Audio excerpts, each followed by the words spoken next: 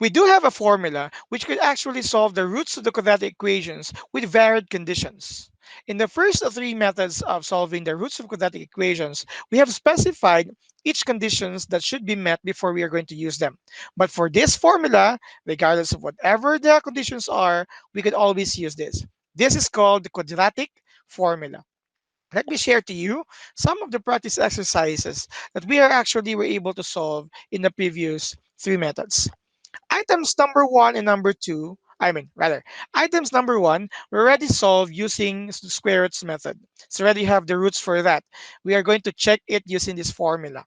Number two and number three are actually items given in the factoring method. So again, we also have the roots for these quadratic equations, and let us try to use a quadratic formula if we do have the same results.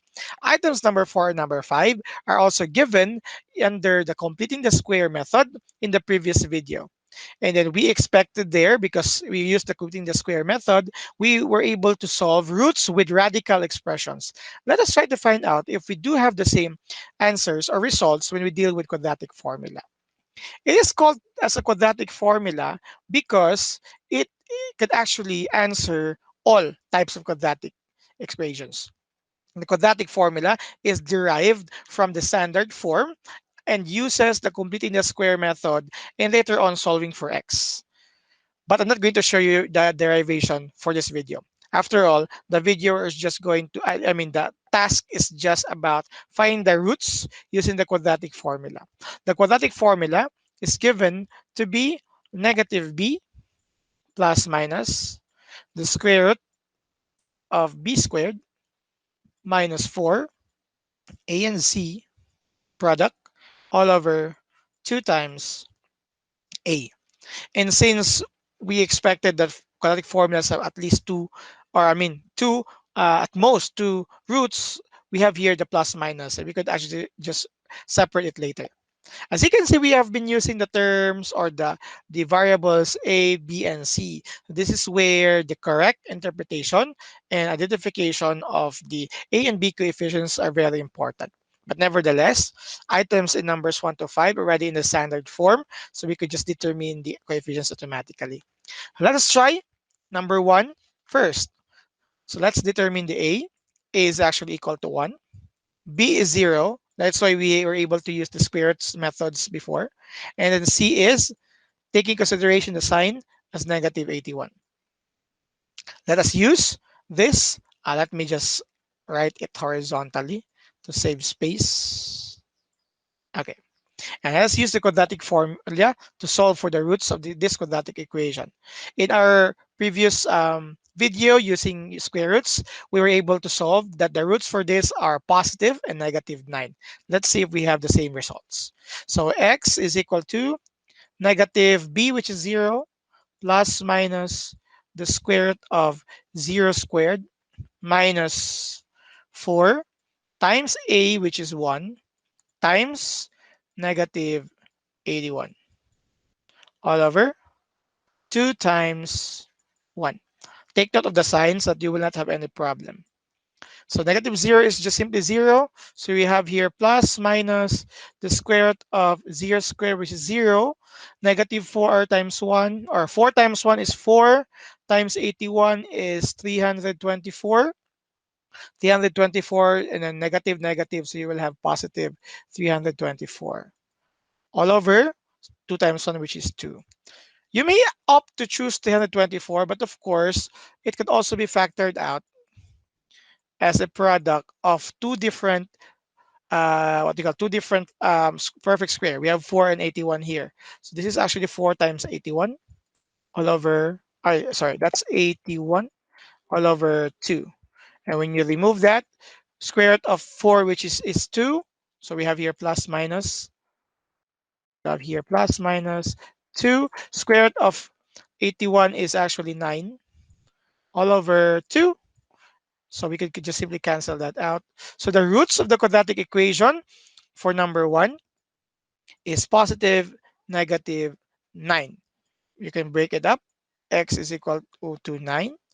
X sub 1, X sub 2 is equal to negative 9. As you can see, using the square roots methods in the previous video, we're able to solve the roots being being 9 and negative 9.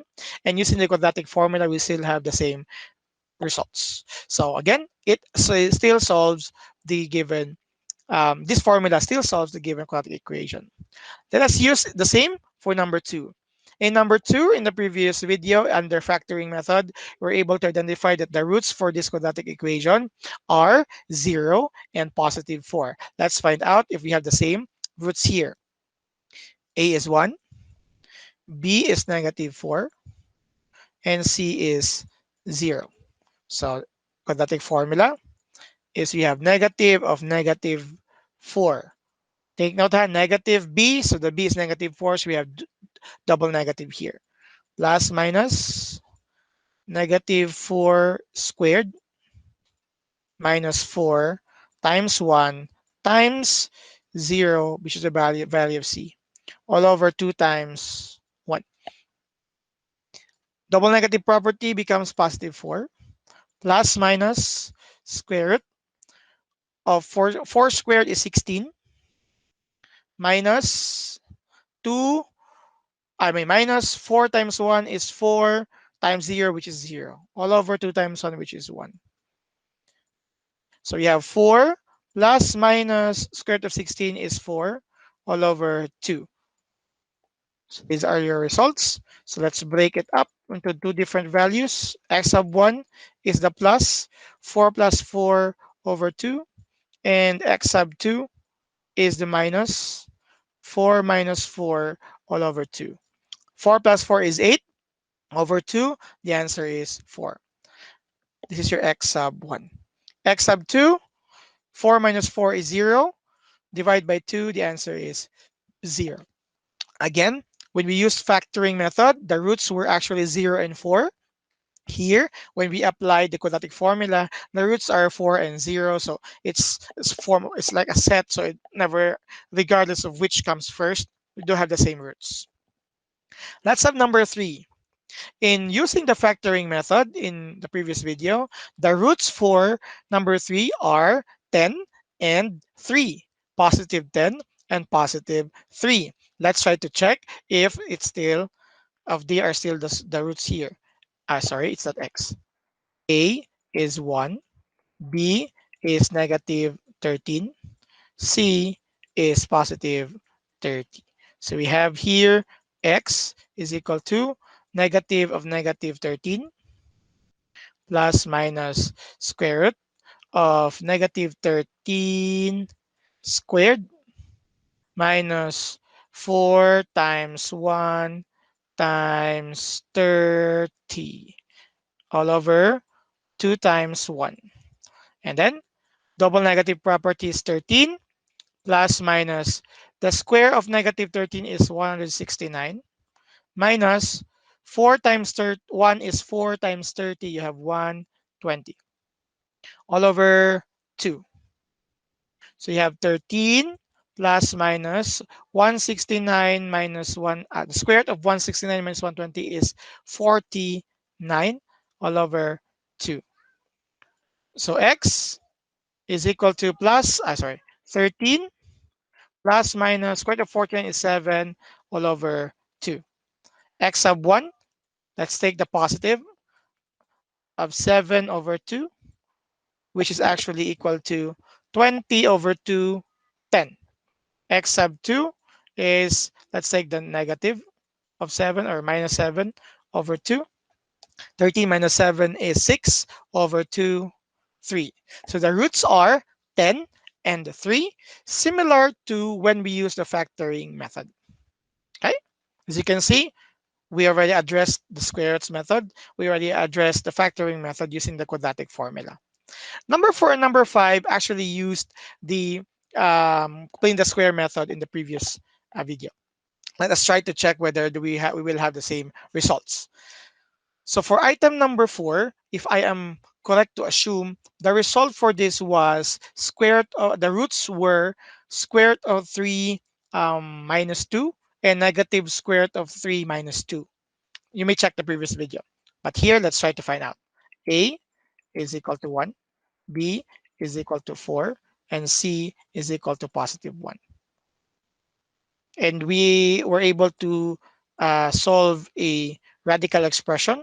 Let's see if the radical expression will still stand as it is. X is equal to negative 4, that's negative of b, plus minus uh, 4 squared minus 4 times 1 times 1. That's a and c all over 2 times 1. So you will have your negative 4 plus minus square root of 16 minus 4 all over 2. 16 minus 4, let me try to separate this. Sorry for that one. So we have negative 4 plus minus square root of 12 all over 2. Square root of 12 can be simplified as a product of 4 times 3. So square root of negative 4 plus minus square root of 4 times 3 using what we have learned in the first grading all over 2. So this could actually, I could, sorry, pardon. Let me just extend this a little bit longer. We could actually just put more computation or solutions. This one. So you have here negative, sorry, let's use the color red. Negative 4 plus minus, you can take out the square root of 4, which is 2, and square root of 3 all over 2. By the way, if you're going to solve this, the equal sign must be placed in the middle. Right. Anyway, so this is not yet similar to what we have. What are our answers? We have negative, I mean positive square root of 3 minus 2 over all of minus 2, and then negative square root of 3 minus 2. But we can come out factor out the common number for the numerator being 2. So you have negative 2 plus minus, move that out, square root of 3 all over 2. The purpose for that is that we can cancel this out.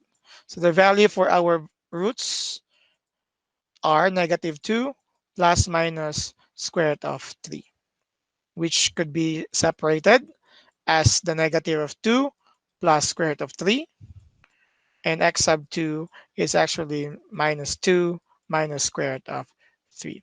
If you would like to check whether we have the same results as the previous video, you may check that video, but it was just actually rearranged. This could be rewritten as positive square root of 3 minus 2, and the other side could be rewritten as negative square root of 3 minus 2, which will actually be the same as the completing the square method. Okay, so as you can see, quadratic formula could solve all. Let's just have the last item so that we could actually just um, further clarify that the quadratic formula could solve all forms of quadratic equation.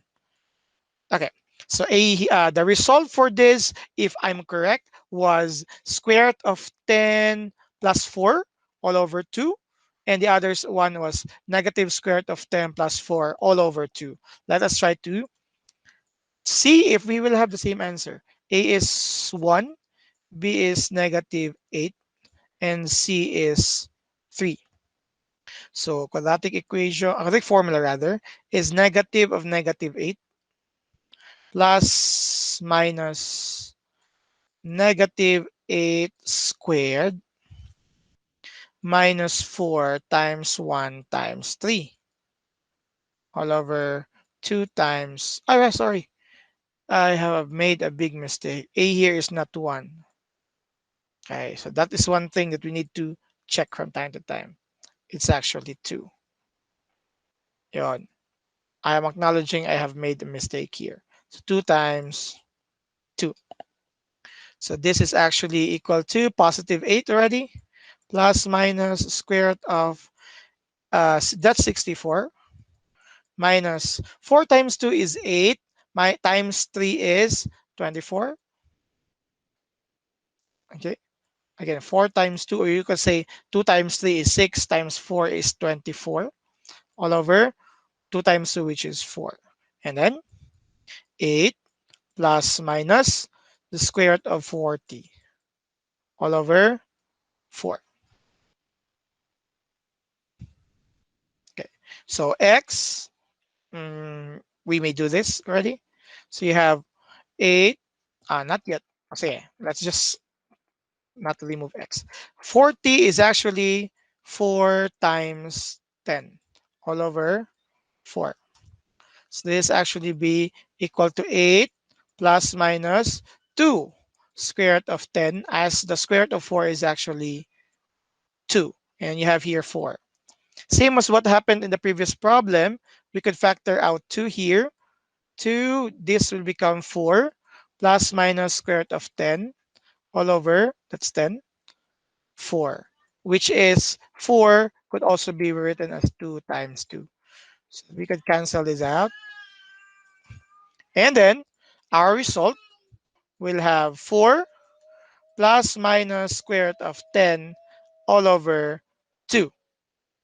So this could be separated by the first root, taking the positive if you want. You could also take the negative if you want. And then the second is actually